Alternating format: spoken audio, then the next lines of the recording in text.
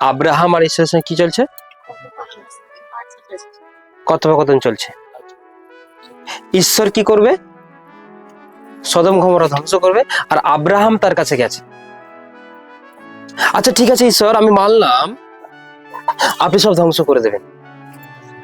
সেটা যারা পাপ করেছে তাদের পাপের জন্য, তাদের পাপেতেই তারা মরছে।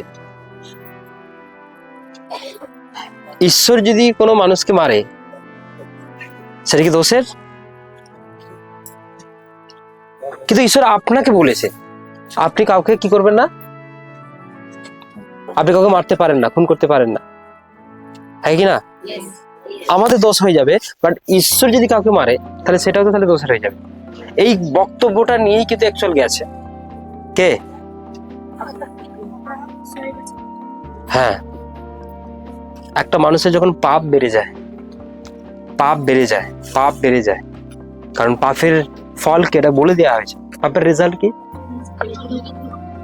পাপের রেজাল্ট কি ভালো? পাপের মধ্যে হাসি রয়েছে, আনন্দ রয়েছে, খুশি রয়েছে, অর্থ রয়েছে, হ্যাঁ কি না? ইন্টারেস্ট কিছু রয়েছে, মজাদার কিছু বিষয় রয়েছে। কিন্তু যত যাই হোক না কেন, এর পরিণাম কিন্তু মৃত্যু আছে, হ্যাঁ কি না? কিন্তু তারা তাদের পাপেই তারা মরবে।